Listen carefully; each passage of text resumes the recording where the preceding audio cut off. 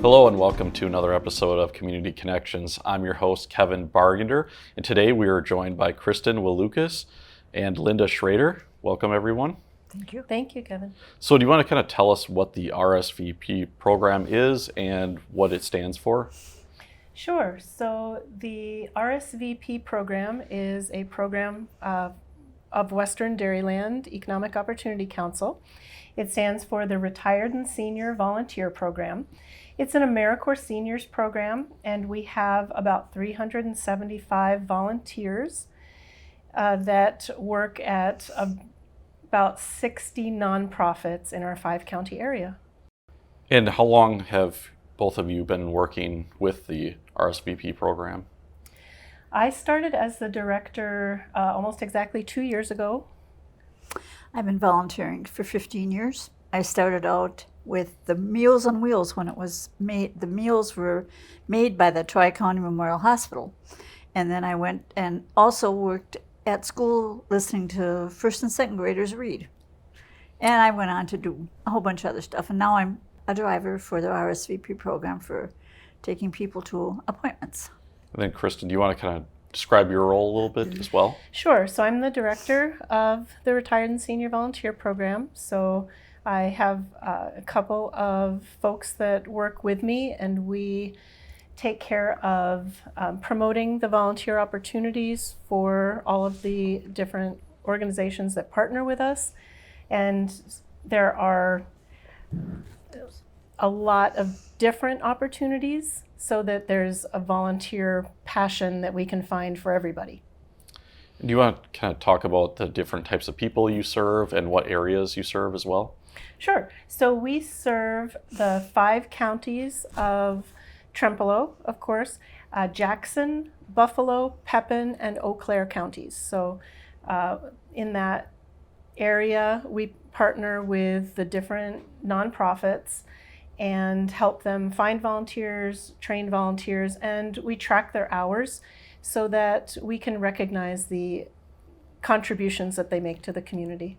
Do you want to describe some of the roles of the volunteers? Sure. So we have volunteers in a lot of food pantries. There's a big need for volunteers in food pantries. A lot of folks struggle with their grocery bills, and so we have volunteers that work, for example, at the Trempealeau County Food Pantry, the Whitehall Food Pantry, the Eagles Nest Food Pantry that's in the Independent School District. I think we have partnerships with 15 to 20 different food pantries. And right now, really looking for some volunteers for the Trempealeau County Food Pantry. And then could you describe some specific roles that a volunteer, for instance, would have? Yeah, so it could be filling, for the food pantries, it could be filling shelves, it could be filling boxes, it could be driving to pick up donations from Quick Trip, it could be delivering food boxes. It really varies depending on the food pantry and the way they operate.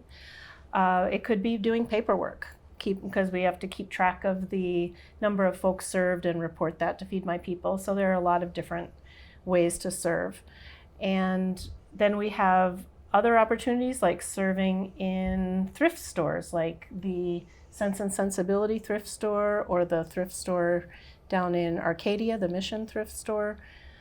And of course, our volunteer driver program that Linda does, where she takes folks that need to go from their homes in Trempealeau County, but they need to get to the doctor, say, in La Crosse or Eau Claire. And she helps make that happen for them. She and I've got now 7 other volunteers that are doing that for me. Awesome. And do you both kind of find this very rewarding?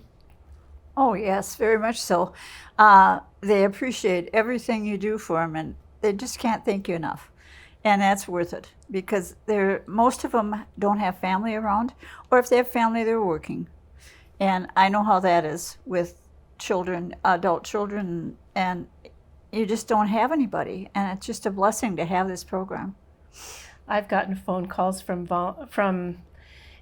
folks in the community that Linda has driven, and they just are tickled. They had so much fun visiting, and so it's important that folks get to their medical appointments, but then the interaction and the social part of it is also important too.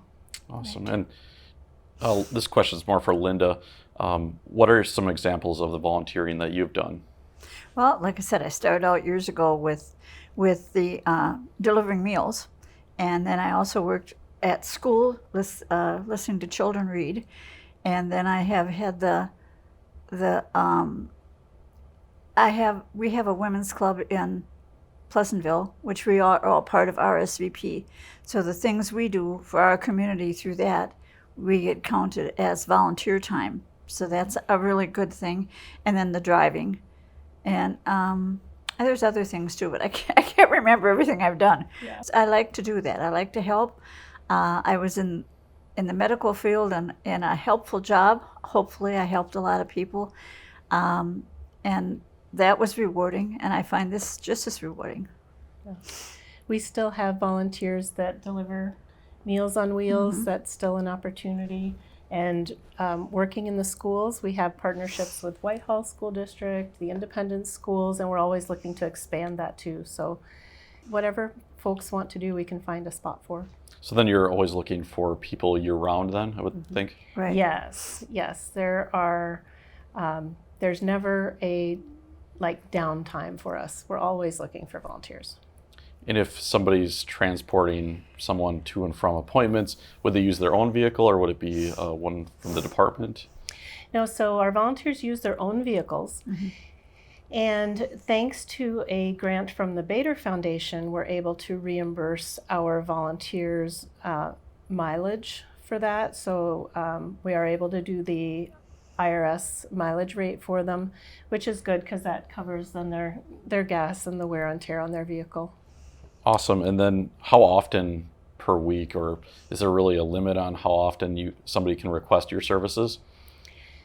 There isn't, except that I'm limited by the number of volunteers that I have. So, for example, today I have, of my 8 volunteers that I have, 2 of them are out of commission for a little while, and I had 3 phone calls today, all of people asking for rides on Monday.